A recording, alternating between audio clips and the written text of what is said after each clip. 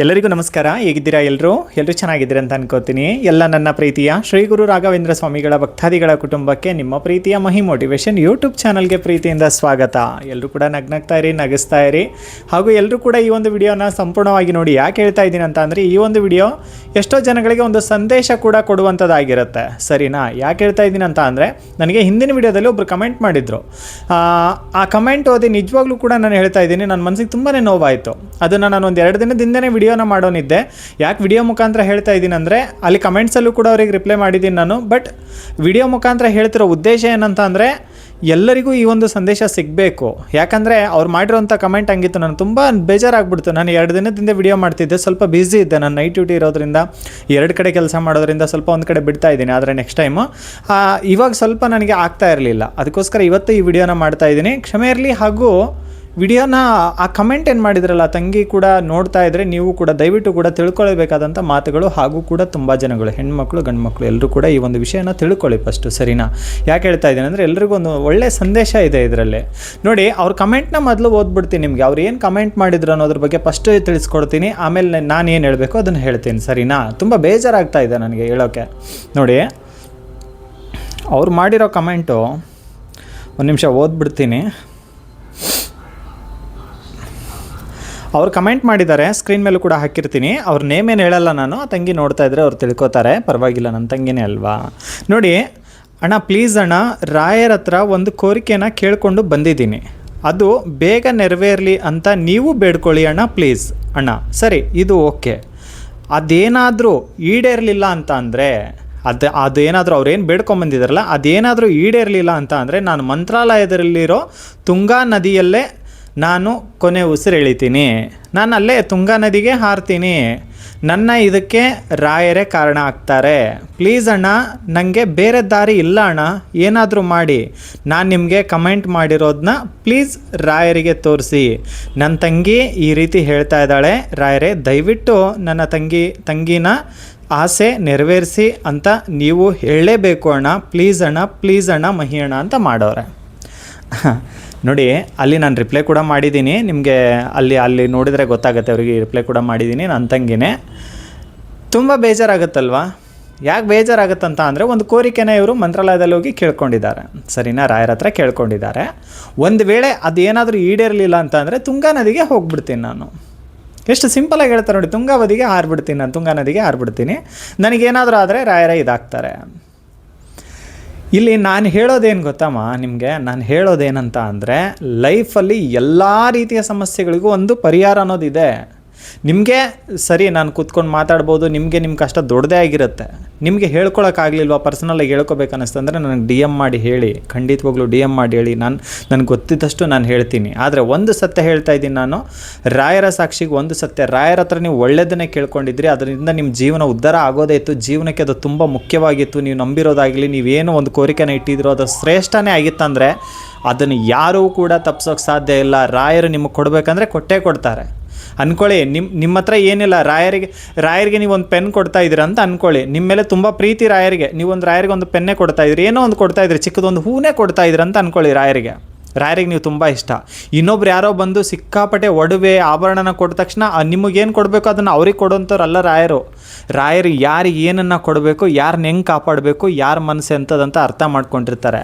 ಇಷ್ಟು ಕಮೆಂಟ್ಸು ಮಾಡಿರೋದಕ್ಕೆ ನಾನು ಒಂದು ಮಾತನ್ನು ಹೇಳ್ತೀನಿ, ನಿಮ್ಮ ಮನಸ್ಸು ತುಂಬ ಒಂದು ಮನಸ್ಸು ನಿಷ್ಕಲ್ಮಶವಾಗಿದೆ. ಆಳವಾಗಿ ಯೋಚನೆ ಮಾಡ್ತಾ ಇದ್ದೀರಾ, ಮನಸ್ಸಲ್ಲೇ ಹೆಚ್ಚಿಗೆ ಮಾತಾಡ್ಕೋತೀರಾ, ಮನಸ್ಸಲ್ಲಿ ಏನೋ ಕೆಲಸ ಮಾಡ್ತಿರ್ತೀರ, ಮನಸ್ಸಲ್ಲೇ ಮಾತಾಡ್ಕೋತಿರ್ತೀರ, ಭಯ ಪಡ್ತೀರಾ.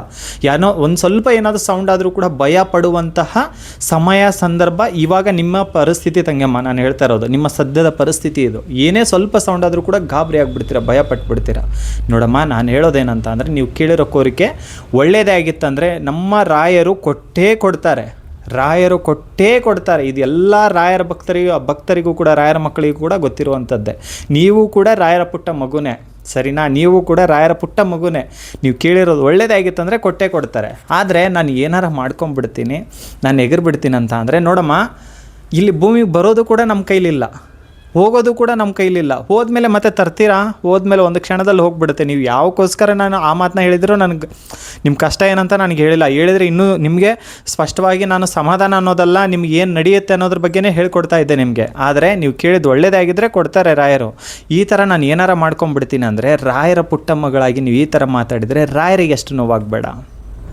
ನನ್ನ ತಂಗಿಯಾಗಿ ನನಗೆ ಇಷ್ಟೊಂದು ಬೇಜಾರಾಗ್ತಾ ಇರಬೇಕಾದ್ರೆ ಬೇರೆ ತಂಗಿರಿಗೂ, ಅಣ್ಣ ತಮ್ಮಂದಿರಿಗೂ, ದೊಡ್ಡವರಿಗೂ, ಚಿಕ್ಕರಿಗೂ, ಅಮ್ಮಂದಿರಿಗೂ ಎಲ್ಲರಿಗೂ ಕೂಡ ಒಂದು ಸಂದೇಶ ಸಿಗಲಿ ಅಂತ ಇದನ್ನು ಹೇಳ್ತಾ ಇದ್ದೀನಿ. ನಮಗೆ ಇಷ್ಟೊಂದು ಬೇಜಾರಾಗಬೇಕಾದ್ರೆ ನೀವೇನಾರ ಮಾಡ್ಕೊಂಬಿಟ್ರೆ ಬರುತ್ತಮ್ಮ? ಬರುತ್ತಾ? ಒಂದು ಸಲ ಹೋಯ್ತು ಅಂದರೆ ಬರುತ್ತಾ ಜೀವ? ಖಂಡಿತ ಇಲ್ಲಮ್ಮ. ಆ ಥರ ತಪ್ಪು ನಿರ್ಧಾರ ದಯವಿಟ್ಟು ತೊಗೋಬೇಡಮ್ಮ. ಅದು ಒಂದು ಸಲ ಹೋಯ್ತು ಅಂದರೆ ಪ್ರಾಣ ಬರುತ್ತಮ್ಮ. ಅದು ಇದ್ದೇನು ಮಾಡ್ಬೇಕು ಇಷ್ಟು ನೋವು? ರಾಯರು ನಂಬಿದೆಯಲ್ಲಮ್ಮ, ರಾಯರು ಸರಿ ಮಾಡ್ತಾರೆ. ನೀನು ಕೇಳಿದ್ದು ಒಳ್ಳೇದಾಗಿತ್ತಂದ್ರೆ ಸರಿ ಮಾಡ್ತಾರೆ ಕಣಮ್ಮ, ಸರಿ ಮಾಡ್ತಾರೆ. ನನ್ನ ತಂಗಿ ಅಂತ ನಾನು ಈ ಥರ ಮಾತಾಡ್ತಿದ್ದೀನಿ. ಸರಿ ಮಾಡೇ ಮಾಡ್ತಾರೆ ರಾಯರು. ಕೈ ಅಂತೂ ಬಿಡೋದಿಲ್ಲ. ನಾನು ಮನಸ್ಸಲ್ಲಿ ಖಂಡಿತ ಪ್ರಾರ್ಥನೆ ಮಾಡ್ಕೊಂಡಿದ್ದೀನಿ. ನಿಮ್ಮ ಕಮೆಂಟ್ಸ್ ನಾನು ಅವತ್ತೇ ರಿಪ್ಲೈ ಮಾಡಿದ್ದೀನಿ, ನೋಡಿದ್ದೀರಾ ನೀವು? ಸರಿನಾ? ನಾನು ಆಲ್ರೆಡಿ ಪ್ರಾರ್ಥನೆ ಮಾಡ್ಕೊಂಡಿದ್ದೀನಿ. ನಾನು ಮಾಡ್ಕೊಂಡ್ರೆ ಮಾತ್ರ ಆಗುತ್ತಂತಲ್ಲ. ನಿಮ್ಮ ಮನಸ್ಸು ಅಷ್ಟು ಶುದ್ಧವಾಗಿದೆ. ರಾಯರ ಮಗು ನೀವು ಕೂಡ, ರಾಯರ ಪುಟ್ಟ ಮಗು ನೀವು, ರಾಯರ ಮಕ್ಕಳಲ್ಲಿ ನೀವು ಕೂಡ ಒಬ್ಬರು. ಸರಿನಾ? ರಾಯರು ಕೈ ಬಿಡಲ್ಲಮ್ಮ. ನಾನು ಸತ್ಯ ಹೇಳ್ತಾ ಇದ್ದೀನಿ. ತುಂಬ ಕಷ್ಟದಲ್ಲಿ ನನ್ನ ಕೈ ಹಿಡ್ದು ಇನ್ನೂ ಸ್ಪಷ್ಟವಾಗಿ ಹೇಳ, ಯಾವ ನಾಯಿ ಕೂಡ ನಮ್ಮನ್ನು ಕೇಳ್ತಾ ಇರಲಿಲ್ಲ ನನ್ನನ್ನು. ಕಾಲು ಕಸ ಥರ ನೋಡಬೇಕಾದ್ರೆ, ಇವಾಗೇನು ಅಂತ ಅಲ್ಲ ನಾನು ಹೇಳೋದು, ಆದರೆ ಒಂದು ಸಮಯದಲ್ಲಿ ಕಾಲು ಕಸವಾಗಿ ಎಲ್ಲರೂ ನೋಡಬೇಕಾದ್ರೆ ನಾನು ನಂಬಿರೋರೆಲ್ಲರೂ ಕೂಡ ನನ್ನ ಕೈ ಕೊಟ್ಟಾಗ, ಯಾರೂ ಇಲ್ಲದೆ ಇರುವಾಗ ರಾಯರು ನನಗೆ ಯಾವುದೋ ರೀತಿಯಲ್ಲಿ ಕೈ ಹಿಡಿದಿದ್ದಾರೆ ಕಣಮ್ಮ. ಇಲ್ಲಾಂದರೆ ಯಾವತ್ತೋ ಮಣ್ಣಲ್ಲಿ ಮಣ್ಣಾಗಿ ಹೋಗ್ತಾ ಇದ್ದೆ ನಾನು. ಇವತ್ತು ನನ್ನ ವಿಡಿಯೋನ ನಾನು ಯಾರೋ ಅಂತ ಯಾರಿಗೂ ಗೊತ್ತಾಗ್ತಿರಲಿಲ್ಲ, ಯಾವ ನಾಯಿನೂ ನನ್ನ ಕೇಳ್ತಾ ಇರಲಿಲ್ಲ ಅಂತಂದರೆ ಇವತ್ತು ಕೂತ್ಕೊಂಡು ಮಾತಾಡ್ತಿದ್ದೀನಿ ಅಂದರೆ ಅದು ನನ್ನಪ್ಪ ಕೊಟ್ಟಂತಹ ಒಂದು ಭಿಕ್ಷೆ ಅಂದರೆ ತಪ್ಪಾಗುತ್ತೆ, ವರ ಅಂತ ಹೇಳೋಕೆ ಇಷ್ಟಪಡ್ತೀನಿ. ಜೀವನ ಈ ಸದ್ಯಕ್ಕೆ, ಈ ಕ್ಷಣಕ್ಕೆ ನನಗೇನು ಕೊಟ್ಟಿದ್ದ ಅದು ರಾಯರು ಕೊಟ್ಟಂಥ ವರ ಅದು ನನಗೆ. ಅಷ್ಟು ನಾನು ಇರಬೇಕಾದ್ರೆ ಇಲ್ಲಿವರೆಗೂ ತಂದಿದ್ದಾರಂತ ಅಂದರೆ ನನ್ನ ತಂಗಿನ ಕೈ ಬಿಡ್ತಾರೇನಮ್ಮ? ನನ್ನ ತಂಗಿನ ಕೈ ಬಿಡ್ತಾರಾ? ಸಾಧ್ಯನೇ ಇಲ್ಲ. 100% ಹೇಳ್ತಾ ಇದ್ದೀನಿ, ಸಾಧ್ಯನೇ ಇಲ್ಲ. ಯಾರೆಲ್ಲ ಒಂದು ಒಳ್ಳೆ ಮನಸ್ಸಿಂದ ಒಳ್ಳೆಯದನ್ನೇ ಕೇಳ್ಕೊಂಡಿದ್ರೆ ಎಲ್ಲರ ಆಸೆನೂ ಕೂಡ ರಾಯರು ನೆರವೇರಿಸ್ತಾರೆ. ರಾಯರು ಕೈ ಬಿಡುವಂಥವ್ರು ಅಲ್ವೇ ಅಲ್ಲ. ಇಷ್ಟು ನಾನು ರಾಯರ್ ಕೆಳಗೆ ಕೂತ್ಕೊಂಡು ವಿಡಿಯೋ ಮಾಡ್ತಾಯಿದ್ದೀನಿ. ತುಂಬ ಜನಕ್ಕೆ ಗೊತ್ತು, ನಾನು ಇಲ್ಲಿ ಕುಂತಿದ್ದೀನಿ ಅಂದರೆ ರಾಯರ್ ಫೋಟೋ ಮೇಲಿದೆ, ಗೊತ್ತು ನಿಮಗೆ. ಸತ್ಯವಾಗ್ಲಿ ತೋರಿಸೇ ಬಿಡ್ತೀನಿ ರೀ ಅದನ್ನು ಕೂಡ. ನೋಡಿ, ಇಲ್ಲಿದ್ದಾರೆ ರಾಯರು, ಕಾಣಿಸ್ತಾ ಇದ್ದಾರಾ? ರಾಯರಿದ್ದಾರೆ, ಆಂಜನೇಯ ಸ್ವಾಮಿಯವರಿದ್ದಾರೆ, ನೋಡಿ ಪ್ರಾಣದೇವರಿದ್ದಾರೆ, ಎಲ್ಲರೂ ಇದ್ದಾರೆ ಇಲ್ಲೇ. ಅವರು ಕೆಳಗಡೆ ಕೂತ್ಕೊಂಡು ಹೇಳ್ತಾ ಇದ್ದೀನಿ, ಒಳ್ಳೆ ಮನಸ್ಸಿಂದ ನೀವು ಏನು ಕೇಳ್ತೀರೋ ಅದನ್ನು ನಮ್ಮ ಶ್ರೀ ಗುರು ರಾಘವೇಂದ್ರ ಸ್ವಾಮಿಗಳು ಕೊಡ್ತಾರೆ. ನಿಮ್ಮ ಆಸೆನೂ ಕೂಡ ಒಳ್ಳೆಯದೇ ಆಗಿತ್ತು ನೀವು ಕೇಳಿದ್ದಂತ ಅಂದರೆ ಈಡೇರಿಸ್ತಾರೆ. ಎಂಥ ಕಷ್ಟದಲ್ಲಿದ್ದರೂ ಕೂಡ ನಿಮ್ಮನ್ನು ಕಾಪಾಡ್ತಾರೆ ಕೂಡ. ರಾಯರು ಏನೇ ಮಾಡಿದರೂ ಕೂಡ ಒಂದು ಒಳ್ಳೆ ಉದ್ದೇಶ ಇರುತ್ತೆ. ಒಂದು ಸತ್ಯ ಹೇಳ್ತಾ ಇದ್ದೀನಿ, ನಿಮ್ಮ ಮೇಲೆ ರಾಯರ ಕರುಣೆ, ಆಶೀರ್ವಾದ, ರಾಯರ ಒಂದು ನೆರಳು ಅನ್ನೋದು ಖಂಡಿತ ಇದೆ. ಆದರೆ ಈ ಥರ ನಾನು ಏನೋ ಮಾಡ್ಕೊಂಡ್ಬಿಡ್ತೀನಿ ಈ ಥರ ಹೇಳ್ಬೇಡಿ ರಾಯರಿಗೆ. ರಾಯರೇ ಏನಾಗುತ್ತೋ ಬಿಡುತ್ತೋ ಗೊತ್ತಿಲ್ಲ, ನಿಮ್ಮನ್ನೇ ನಂಬಿಟ್ಟಿದ್ದೀನಲ್ಲ, ಅದು ಏನಾರ ಆಗಲಿ ಬಿಡು, ಕೊನೆವರೆಗೂ ಕೂಡ ರಾಯರ ಸೇವೆ ಮಾಡ್ಕೊಂಡು ಹೋದೆ ಅಂತ ಹೋಗ್ತೀನಿ ಬಿಡಿ. ಈ ಥರ ಮಾತಾಡ್ಕೋ ಹೊರತಾಗಿ ನಾನು ಏನೋ ಮಾಡ್ಕೊಂಬಿಡ್ತೀನಿ, ರಾಯರೇ ಕಾರಣ ಆಗ್ತಾರೆ, ಮಾಡ್ಕೋಬೇಡಮ್ಮ. ಎದಕ್ಕೆ ಮಾಡ್ಕೊತೀಯ?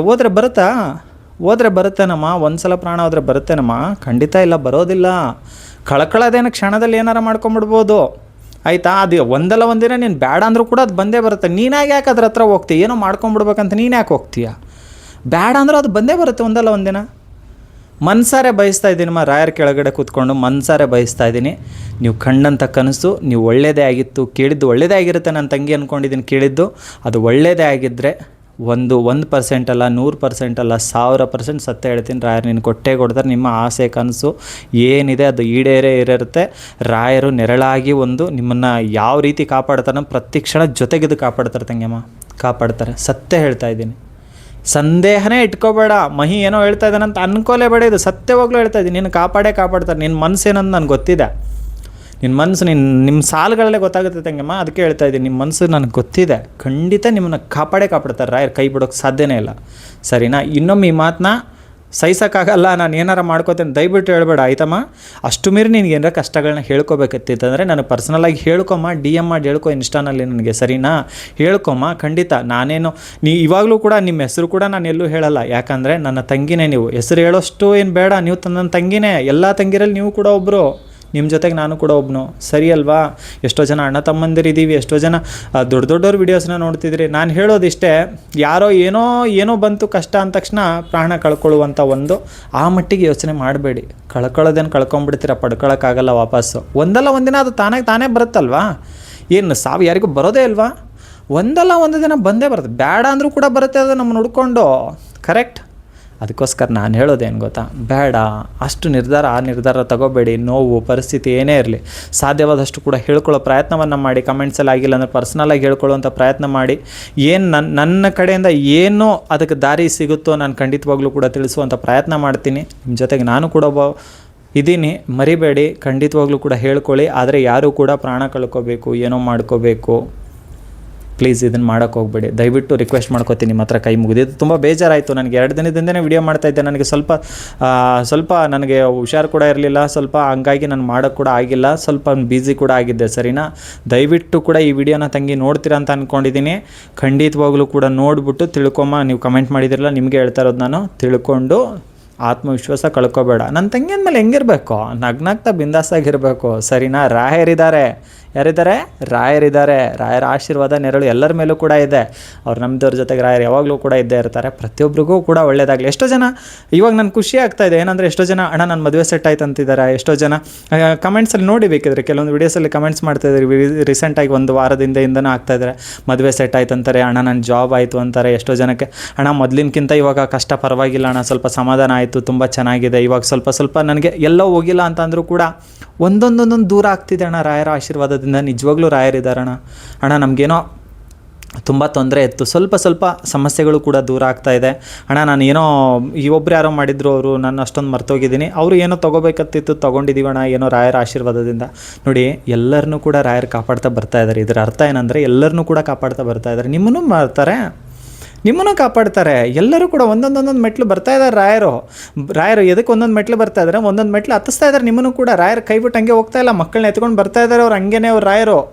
ಕೆಳಗಿದ್ದೀವಿ ನಾವೆಲ್ಲರೂ ಕೂಡ, ಒಂದೇ ಮೆಟ್ಲು ಕೂಡ ಟಚ್ ಆಗಿಲ್ಲ, ಇನ್ನೂ ಕೆಳಗೆ ಇದ್ದೀವಿ. ಮೆಟ್ಲು ಅಲ್ಲಿದೆ, ನಾವು ಇನ್ನೂ ಇಲ್ಲೇ ಇದ್ದೀವಿ, ಹೆಂಗೆ ಹೋಗೋದಪ್ಪ ಅಂತ ಕಾಯ್ತಾ ಇದ್ದೀವಿ. ರಾಯರು ಎಲ್ಲರನ್ನೂ ಕೂಡ ತಗೊಂಡು ಹೋಗ್ತಾರೆ, ಮೇಲೆ ಕಾಪಾಡ್ತಾರೆ ರಾಯರು. ಒಂದೊಂದು ಮೆಟ್ಲು ಮಕ್ಕಳನ್ನ ಬೆಳೆಸ್ತಾರೆ. ಕೆಳಗಿರಬೇಡಿ, ನೀವು ಕೆಳಗಿದ್ದಿದ್ದು ಸಾಕು. ನಿಮ್ಮನ್ನು ಕೀಳಾಗಿ ನೋಡೋರು ನೋಡ್ತಾ ಇರಲಿ, ನೀವು ಮೇಲೆ ಬನ್ನಿ. ಕೀಳಾಗಿ ನೋಡೋರು ಕೂಡ ತಲೆ ಎತ್ತಿ ನೋಡೋ ಥರ ನಿಮ್ಮನ್ನು ಬೆಳೆಸ್ತೀನಿ ಅಂತ ರಾಯರು ಹೇಳ್ತಾ ಇದ್ದಾರೆ. ನಿಮಗೆ ತಲೆ ಕೆಡಿಸ್ಕೋಬೇಡಿ, ಎಲ್ರಿಗೂ ಕೂಡ ಒಳ್ಳೆಯದಾಗುತ್ತೆ, ಒಳ್ಳೆಯದೇ ಆಗುತ್ತೆ. ನಾನು ಹೇಳೋದಿಷ್ಟೇ, ಒಳ್ಳೆಯದೇ ಆಗುತ್ತೆ. ರಾಯರು ಸಂಪೂರ್ಣ ಅನುಗ್ರಹ ಕೊಟ್ಟು ಕಾಪಾಡಲಿ ನಿಮ್ಮೆಲ್ಲರನ್ನೂ ಕೂಡ. ಪ್ರತಿಯೊಬ್ಬರು ನಗ್ನಾಗ್ತಾ ಇರಿ, ನಗಿಸ್ತಾ ಇರಿ.